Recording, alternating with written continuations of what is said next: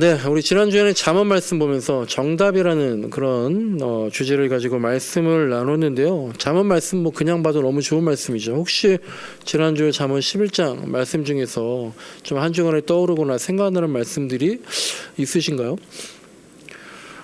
속이는 저울은 주님께서 미워하신다. 하지만 공평한 저울은, 정확한 저울은 주님께서 기뻐하신다라는 말씀이 있었죠.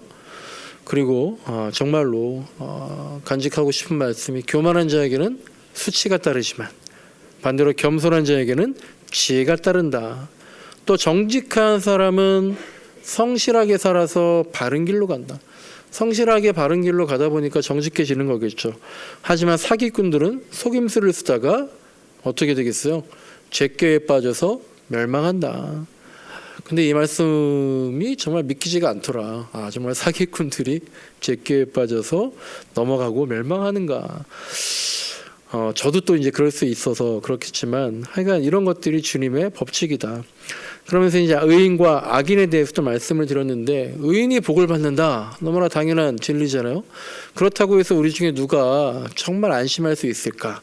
그런 말씀드렸고, 악인은 멸망한다라고 하는데, 그래서 우리가 통쾌해 한다면 우리가 정말 과연 정말 정상적인 그리스도인이겠는가, 그런 말씀들 나눴고, 또 계속해서 교만이 뭘까 하다가 제 생각에는 교만이란 내 고집을 결국 내가 하고 싶은 대로 하는 게 교만인 것 같다라는 그런 말씀을 드렸고, 반대로 겸손이란 피조물인 나의 분수를 알고 내 분수를 알고 하나님께 여쭙는 게 겸손이다, 이런 말씀들을 드렸습니다.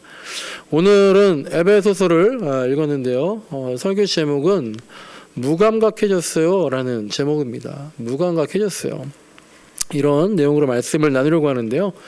오늘 말씀은요, 제가 신방 가서도 한두 번 이렇게 말씀을 나눴지만 제가 이제 굉장히 좋아하고, 또 제가 좀 저한테 새로운 힘을 주는, 새로운 마음을 갖게 하는, 그래서 저에게 도전의식을 다시 한번 일러주는 그런 말씀들이에요. 제가 좀 지쳐있거나 방향 감각을 좀 잃고 있을 때, 아니면 상실감이나 허무감이 있을 때에 이 말씀을 보면 방향이 잡히는 것 같아요. 길이 보이는, 저한테는 그런 말씀입니다. 때로 이제 우리가 지나치게 현실적으로만 생각할 때가 있잖아요. 현실적으로만. 그래서 이게 가능해? 이게 될 수 있어? 아니면 꼭 이렇게 해야 돼? 라는 생각이 들 때, 그래서 좀 냉소적이 되거나, 저도 좀 약간 냉소적이 될 때가 많이 있는데, 해봐야 소용없어, 야 괜한 짓 하지 마 라는 생각이 들면서 현실과 이상에서 갈피를 잘 잡지 못할 때에 이 말씀을 생각하고 보면 저한테는 중심이 잡히는 그런 내용들이에요. 왜 그런가 하면 오늘 본문에 나오는 단어 하나 때문에 그래요. 근데 그 단어가 뭐냐면 19절에 있는 감각 없는 자라는 단어입니다. 근데 이게 이제 세번역 성경을 보니까 그냥 감각을 잃고라는 서술어로 그렇게 번역이 되어 있던데요.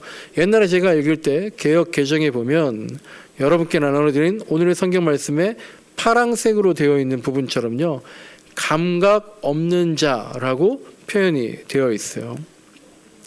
감각 없는 자, 무감각한 자, 감각을 느끼지 못하는 자, 통증을, 아픔을 느끼지 못하는 자, 무덤덤한 사람, 생기를 잃어버린 사람. 이걸 제가 갑자기 떠오를 때면 굉장히 슬픈 단어인 것 같아요.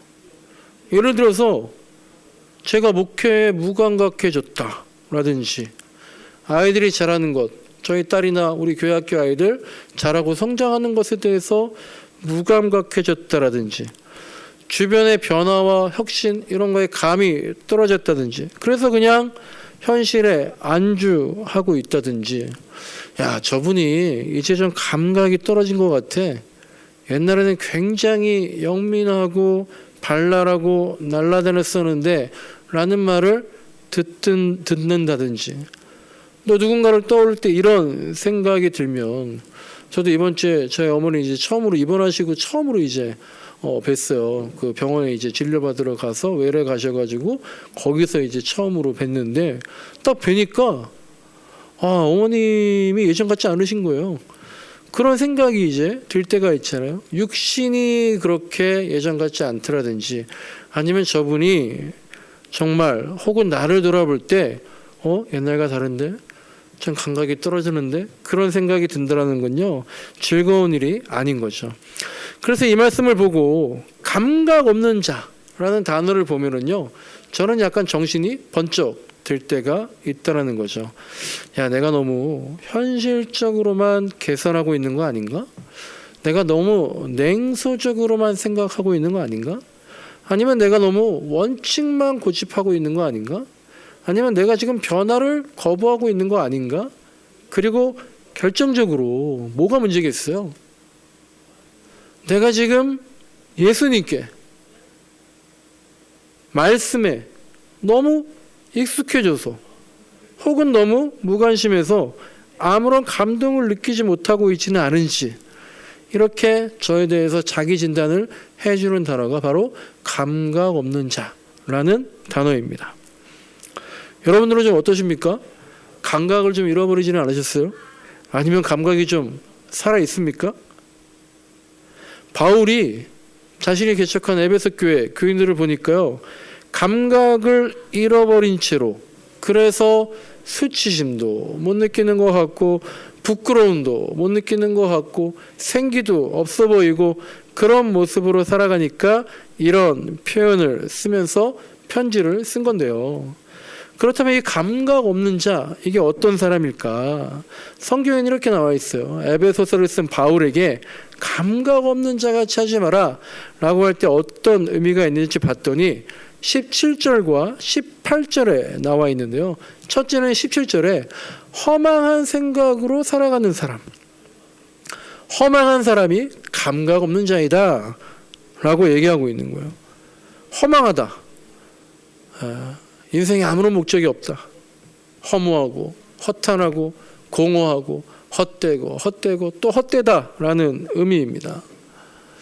감각 없는 사람은 허망한 사람이래요. 그러니까 지금 좀 하여간 안타깝지만 튀르키예나 시리아 국민들이 이런 상황이 있을 것 같아요.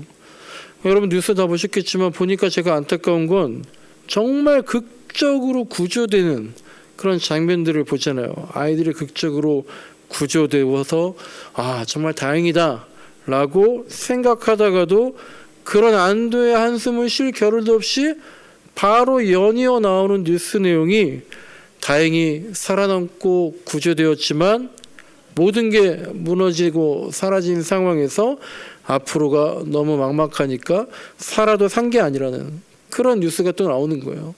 그래서 영상을 보면 그 추운 겨울에 길거리에서 얇은 외투만 거치고 모닥불에 모이는 사람들의 모습이 영상에 연이어서 나오는 거죠. 저도 그렇게 뉴스 보면서 어떻게 저렇게까지 모든 게 무너질 수 있을까? 내가 만약 그 자리에 있었다면 정말 어떻게 마음을 추스릴 수 있을까 하는 생각이 들더라고요. 그리고 저나 여러분의 삶에서도 이러한 거대한 재난이 아니더라도 우리가 가끔씩 허무해질 때가 있는데 그런 허무한 생각에 빠진 채로 자포자기한 채로 살아가지 말아라 라는 것이 바울의 얘기입니다. 그리고 바울의 메시지는 분명하죠. 그렇게 허망함에서 극복할 수 있는 방법은 어떤 거겠어요? 다른 게 아니라 하나님을 찾을 때에만 가능하다. 오늘 본문에서 바울이 말하려고 하는 핵심 메시지는 그것이죠. 허망함이라는 감각에서 벗어나서 하나님이 함께 계신다는 그 실제를 잊지 말라고 하는 겁니다. 자, 감각 없는 사람은 허망한 사람이다. 바울은 얘기합니다. 그리고 둘째로는요, 18절에 보니까 감각 없는 사람은 어떤 사람이라고 나와 있습니까? 무지하고 완고한 사람이다 라고 나와 있어요. 근데 저는 보니까요, 이 무지하다라는 것과 완고하다라는 거는 같은 의미인 것 같아요. 무지하다, 완고하다. 무지할수록 완고한 것 같아요. 좀 죄송한 표현이지만 무식할수록 고집이 센 겁니다. 그러니까 제가 고집이 세다 그랬잖아요. 그러니까 무식한 거죠. 벼는 익을수록 고개를 숙인다고 하는데 아는 게 많을수록 유식할수록 사실 유연한 거죠. 그런데 모를수록 무지할수록 고집이 더 세고 완고한 겁니다. 그러면 역시 감각이 무뎌지는 감각 없는 자가 되는 거죠. 물론 여기에서도 바울이 말하려고 하는 것은 무지하다는 건 뭐겠어요? 예수님을 알지 못한다는 거죠. 완고하다는 것은 뭐겠어요? 예수님 복음을 전해줘도 돌이키지 않는다는 걸 말하는 거죠. 그래서 그렇게 자기의 신념이나 아니면 헛된 신에 빠져들지 말고 돌이켜서 예수님을 알아야 합니다 라고 바울이 말하고 있는 겁니다. 감각 없는 자, 우리 몸을 좀 생각해 보면요, 피부와 세포의 감각이 무뎌지면 어떻게 돼요? 통증을 못 느끼잖아요. 아픈지 모르지만 그래서 모르고 있다가 병이 악화되어서 뼈나 세포가 썩어 나가는 것도 모르는 것처럼요, 우리가 한번 잘 생각해 봤으면 좋겠어요. 몸은 딱 눈에 보이잖아요. 야, 너 지금 썩어가고 있어. 근데 아무것도 못 느껴? 위험한 거잖아요. 근데 예수님을 우리가 느끼지 못한다면, 그러니까 저도 마찬가지예요. 제가 뭐 교회만 있다고 해서 항상 예수님을 느끼지 못한다면 안 되는 거죠. 우리가 한번 생각해 보세요. 예수님을 느끼지 못한다면, 그래서 예수님 말씀에 무뎌져 있다면 그게 바로 뼈나 세포가 썩어져 가는 거다라는 거죠. 좀 전에 어떤 분이 저한테 그래요. 제자입니까? 라는 책이 있거든요. 1대1 성경 공부할 때 추천 도서가 있는데, 제자입니까? 라는 책을 봤더니 너무 무섭더라는 거예요. 너무 요구가 심하더라는 거죠. 그런데 그런 책을 보고 정말 제자입니까? 라는 책은요, 그런 것들은, 그런 게 정말 불온 도서에 속해야 되는, 금지 도서에 속해야 되는, 왜냐하면 그 책을 읽으면 가만히 있을 수 없는 그런 책이거든요. 근데 성경도 그렇잖아요. 예수님 말씀도 그렇잖아요.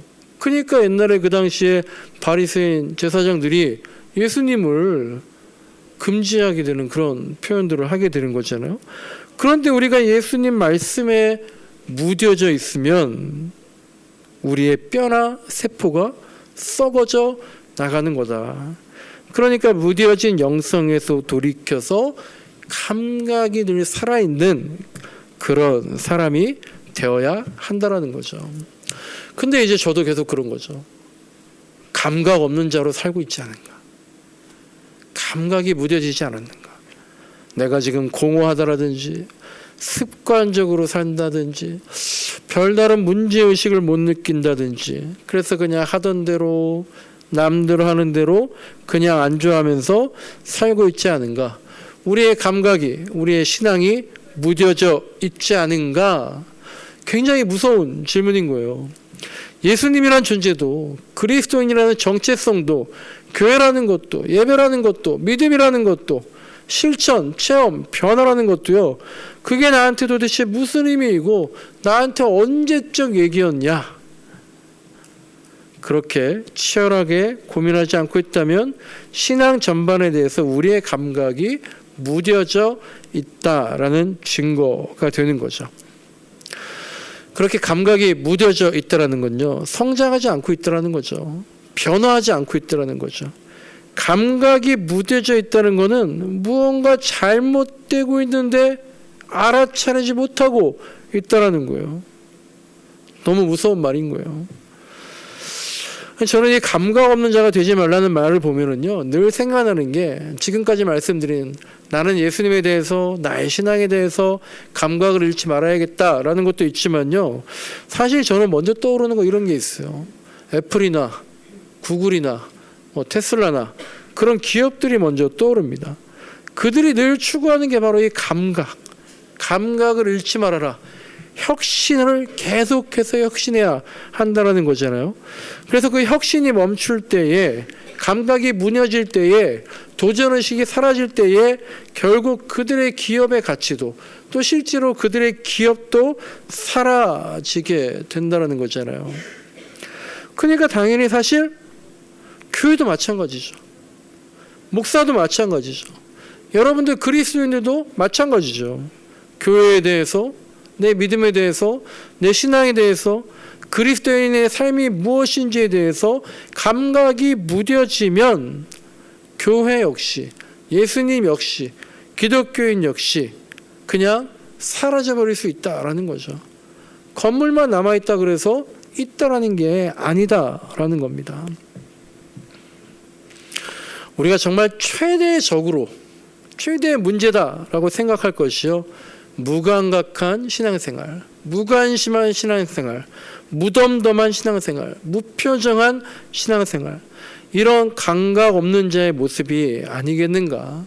나는 얼마나 신앙에 있어서 혁신적인가, 그래서 전통을 지키되 새로운 신앙의 기준을 선도해 나갈 수 있는 것인가, 이것을 늘 생각하지 않으면요, 신약 성경은 그냥 옛날 이야기예요. 게다가 구약 성경은 그냥 훨씬 더 옛날 이야기일 뿐이지 현재나 미래에 아무런 영향력을 미치지 못하는 그냥 오래된 고문서가 될 뿐이다라는 겁니다. 박물관이 살아있다 라는 영화 제목처럼요, 성경이 살아 움직이는 활자가 되기 위해서는 말씀에 무뎌진 나의 감각을 끌어올려야 된다라는 거죠. 네, 우리가 여태까지 경륜에 대해서 무뎌져 있었는데 네, 무뎌지는 것만큼 두려운 것도 없는 것 같아요. 그냥 그러려니 하는 자세만큼 나를 깜짝 놀라게 하는 태도도 없는 것 같다라는 거죠. 근데 제가 정말 깜짝 놀랐어요. 이번 튀르키예랑 시리아 엄청난 재난이잖아요. 근데 1년 전에 이미 우크라이나에 지금까지 재난이 이어지고 있어요. 또 3년간 코로나를 겪고 있으니까 아주 충격적이거나 애통하는 마음이 예전만큼 안 드는 거예요. 마치 세월호 때 너무 큰 충격을 받아서 다른 해상 사건이라든지 이태원 참사 같은 것을 봐도 그냥 또 그런가 보다, 뭐 맨날 그렇지, 뭐 어쩔 수 있겠어, 뭐가 변하겠어, 괜히 나설 필요가 있겠어, 이런 생각이 이렇게 무감각해지는 것이, 무관심해지는 것이 사실 예수님이 가장 경계하신 것들이어서 예수님이 그렇게 혁신적인 말과 행동을 보여주신 거죠. 그저께 금요일 날 어떤 여자 두 분이 우리 이제 당신의 공간 여기를 스페이스 클라우드를 통해서 예약해서 오셨어요. 제가 이제 항상 여쭤보거든요. 오신 분들한테 여기 어떻게 알고 예약해서 오셨냐? 그러면 이제 검색하다가 막 여러 곳 보다가 스페이스 클라우드를 알게 되고, 근데 여기 보니까 너무 특이하고 공간이 예뻐서 왔다라는 거예요. 제가 그 얘기를 듣고, 맞아, 1년 반 전 얘기인데 내가 되게 어쨌든 예쁘게 특이하게 그런 공간을 추구했었지? 라는 생각이 드는 거예요. 아, 맞다. 이거 공간을 기획하고 만들 때에 드디어 완성됐을 때 그 감동, 감사, 은혜. 그러니까 그걸 저도 이제 한 1년 반을 계속 보고 있으니까 언젠가부터 잊고 있었던 거고, 나도 그냥 무감각해졌구나, 무던해졌구나 라는 위기감을 느꼈습니다. 근데 왜 사람이 무던해질까요? 왜 습관적이 될까요? 왜 도전의식이 사라질까요? 왜 하던 대로만 하게 될까요? 어느 글을 보니까요, 1m 철학이란 그런 얘기를 하더라고요. 1m. 그러니까 뭐 다 아는 얘기지만 19세기 미국 캘리포니아에서 이제 금이 막 쏟아져 나와서 사람들이 금광을 사고 막 금을 캐기 시작했다는 거죠. 어떤 사람도 전 재산을 털어서 금광을 샀대요. 다행히 금이 많이 나와서 뭐 트럭 하나 정도 그렇게 큰 금을 캤답니다. 그래도 계속 이제 금을 캐다가 근데 어느 날 갑자기 금이 하나도 안 나오더래요. 그래도 포기하지 않고 계속해서 금을 캤다라는 거죠. 파고 또 파고 또 파고 또 파고 했는데 계속 금이 안 나오니까 버티다 못해서 그냥 더 이상 안 나오나 보다 금광을 팔고 정리했답니다. 그런데 이제 새로 인수한 사람이 바로 금을 찾았다라는 소식을 들었다라는 거예요. 그래서 어디서 금이 나왔대? 라고 얘기를 들어보니까 이전 주인이 마지막에 채굴한 지점에서 1m 정도 더 파고 들어가니까 노다지가 터졌다라는 거예요. 그러니까 그 금강을 판 사람은 어떤 생각이 들었겠어요. 1m만 더 팠다면, 조금만 더 견뎠다면 하고 땅을 치면서 후회를 했겠죠. 그런데 물론 그 사람이 이미 몇 날 몇 달을 그렇게 1m를 더 판 거잖아요. 그 1m의 끝, 그 마지막 1m, 그걸 아는 사람은 아무도 없잖아요. 그러니까 계속 오늘만 더 해보자, 1m만 더 해보자, 1m만 더 해보자 하다가, 그런데 결국에 도전이 식은 거죠. 실패에 무감각해지는 거죠. 우리가 신앙에 있어서요, 우리 그리스도인 삶에 있어서요, 도전의식을 잃지 않았으면 좋겠습니다. 두근거리는 마음을 잃지 않았으면 좋겠어요. 정말 한번 솔직히 생각해 보세요. 내가 그리스도인이어서 말씀을 보고 예배를 드린다고 해서 내 마음이 정말 지금 얼마나 진동하고 있고 두근거림, 설레이는 마음 얼마나 남아 있습니까? 정말 우리가 그런 마음을 잃지 않았으면 좋겠습니다. 언제부턴가 우리가 예수님 말씀을 듣고 보아도 아무런 감각이 없어요. 감동과 전율이 없어요. 그냥 매번 듣는 말이 되고 또 매번 설교하는 말이 되니까 그냥 예수님이니까 저런 말씀하시는 거지, 그렇게 생각을 하면서 예수님 말씀이 더 이상 간절함과 생명력이 없어진 거죠. 제가 그 한스 큐잉의 나는 왜 아직도 기독교를 믿는가, 이 책을 읽어보다가요, 나중에 중간에 누가복음 17장 7절부터 10절 말씀을 저자가 인용한 걸 봤는데요. 그 성경 말씀 보는데, 맞다, 성경에 이런 말씀이 있었지, 예수님이 이런 말씀하셨지, 갑자기 머리를 한 대 맞은 것 같았어요. 한번 화면을 좀 띄워주시면, 또 종이에도 있으니까요, 그 말씀을 한번 같이 읽어보겠습니다. 제가 먼저 읽을게요. 교독합니다. 너희 가운데서 누구에게 밭을 갈거나 양을 치는 종이 있다고 하자. 그 종이 들에서 돌아올 때에 어서 와서 식탁에 앉아라 하고 그에게 말할 사람이 어디에 있겠느냐?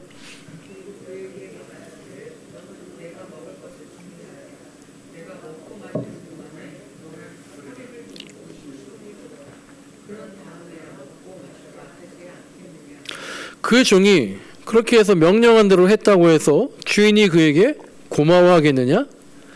이와 같이 너희도 명령을 받은 대로 다 하고 나서 우리는 쓸모없는 종입니다.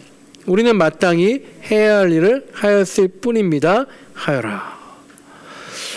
이 말씀을, 물론 한스 큐잉이 저자가 자기의 논지를 이어가다가 이 말씀을 인용했으니까 더욱 저한테 자극이 됐을 텐데요.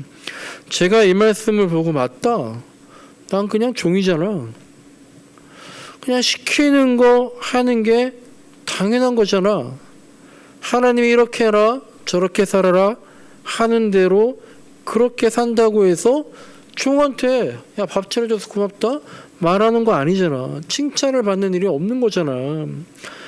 그런데 왜 맨날 힘들다고 불평하고 뭘 한다고 그렇게 생색을 내고, 하나님 왜 저는 안 챙겨주시나요? 라고 실망하고, 하나님 진지를 챙겨드리기 전에 나부터 발 뻗고 누울 생각만 했구나. 맞다, 나는 그냥 보잘것없는 종일 뿐이고 내가 그냥 해야 할 일을, 내게 맡기신 일을 했을 뿐이고 불평할 게 없는 건데, 이런 생각을, 이런 말씀을, 이 말씀 자체를 또 굉장히 오랜만에 본 것 같아요. 그냥 잊어버리고 사는 것이 바로 감각 없이 사는 그런 모습이구나 라는 생각을 하게 됐어요. 그래서 그 감각을 되찾는 자, 그거를 바울은 어떤 사람이라고 표현을 했습니까? 오늘 본문 에베소서 24절에 나오는 세 사람이 바로 감각을 되찾는 자인 거예요. 22절에서는 옛사람을 버려라, 그리고 25절에서 새 사람을 입으라 이렇게 말씀하시는데, 이게 바로 무감각한 사람에서 감각 있는 자가 되라. 그게 바로 새 사람이 되는 것이 아닌가 생각을 해보게 됩니다. 정말 감각을 잃지 말아야겠다라는 생각이 들어요. 그리고 이제 25절부터의 말씀도요, 제가 스스로 무너지고 마음이 완악해지고 스스로 마음이 통제가 잘 안 될 때 제가 늘 다시 한번 새기는 말씀인데요, 25절과 29절 말씀 보니까 입술에 대해서, 혀에 대해서, 말에 대한 말씀이 나오는데, 거짓을 버리고 참된 말을 해라 라고 나오죠. 근데 뭐 주변에 그런 분들 혹시 있는지 모르겠는데요, 입만 열면 거짓말하는 사람이 있죠. 그런데 우리가요, 그런 사람은요, 얼마간 얘기하다 보면 다 알게 돼요. 또 거짓말 하는구나 라고 알게 되죠. 그런데 참된 말을 하는 거, 진실을 말하는 거, 이거는 또 구분하기 어려울 때가 있는 것 같아요. 거짓말은 아닌 것 같은데 그렇다고 진실도 아닌 것 같은 거죠. 우리가 이런 표현을요, 정치인들한테 참 많이도 배운 것 같아요. 목사들한테도 참 많이 배운 것 같고요, 교수들에게도, 직장 상사에게도, 군대에서도 이런 말 표현을 많이 배우는 것 같아요. 참된 말을 하는 거, 말을 진실되게 하는 거, 그리고 진실을 말하는 거, 그것이 바로 29절에 나와 있는 덕을 세우는 말하는 모습, 그런 자세가 아닌가 생각이 들어요. 그리고 정말 제가 회개할 게 많은 게 29절에 보면 나쁜 말은 입 밖에도 내지 말라는 거예요. 제가 정말 이걸 요새 꼭 지키고 싶은 게 이거예요. 나쁜 말, 비방하는 말, 뒷담화, 판단하는 말, 정죄하는 말, 이걸 좀 줄여야 될 텐데 이게 아니라 정말 입 밖에도 내지 말아야지. 이렇게 입 밖에도 내지 않겠다고 해야지 그나마 좀 줄일 수 있지 않겠냐라는 생각을 하는 거예요. 근데 자꾸 그런 말을 입 밖에 내면, 그렇게 되면 30절에 나와 있는 것처럼 하나님의 성령이 슬퍼하시게 된다라는 겁니다. 말로써 누군가를 아프게 하면은요, 그 아픔이 어디까지 전달된다라는 거예요? 성령님에게까지 전달된다라는 거예요. 우리 자녀가 학교나 직장에서 왕따를 당한다거나 우리 자녀가 너무 슬픈 일을 당하면 우리들 부모의 마음이 찢어지는 것처럼 우리가 말로써 상대방을 아프게 하면 그 상대방 역시 하나님의 자녀이기 때문에 하나님의 마음이, 부모님의 마음이, 성령님의 마음이 찢어질 듯이 아프다는 걸 알고 우리가 상대방을 슬프게 하지 말자 이게 아니라 성령님을 슬프게 하지 말자라는 마음으로 서로를 대해야겠다라는 겁니다. 고도원의 아침 편지라는 거 보니까요, 이런 얘기가 있더라고요. 우리 편이 주는 상처가 더 아프다라는 거예요. 상대편이 주는 상처도 아프지만 내가 믿었던 우리 편이 주는 상처가 더 비수처럼 꽂힌다는 거죠. 그러니까 우리도 그럴 때가 있잖아요. 믿었던 저 사람한테 배신당할 때 훨씬 더 많이 아프잖아요. 그런데 성령님도 믿었던 우리 편인 저와 여러분 때문에 더 아프고 슬플 때가 있다라는 거죠. 그러니까 우리가, 제가 저한테 하는 얘기예요.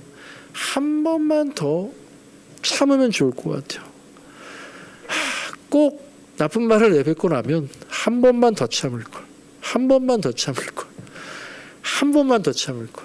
한 번만 더 친절할 걸. 그러면 내 마음도, 성령님의 마음도, 그 사람의 마음도 슬프지 않았을 텐데, 아프지 않았을 텐데, 그런 후회를 줄여 나가야 하겠습니다. 항상 제가 말씀드리죠. 저도 부족하지만 친절해야 됩니다. 32절 말씀처럼 당신에게는 친절하지만 웨이터한테, 직원한테 무례한 사람은 절대 좋은 사람이 아니라고 하죠. 사람을 가리지 말고 친절히 대할 때에 하나님도 우리의 잘잘못을 가리지 않고 용서해 주신다라는 걸 체험할 수 있을 겁니다. 말씀을 마치는데요. 감각 없는 자가 되지 않기를 정말 간절히 소망합니다. 내 일에 있어서도 무감각해지지 맙시다. 신앙에 있어서도 무감각해지지 말아야겠죠. 말씀을 보면서도 감각을 잃어버리지 말아야겠죠. 말에 있어서도요, 뚫린 입이라고 해서 그냥 함부로 말하면 안 되겠죠.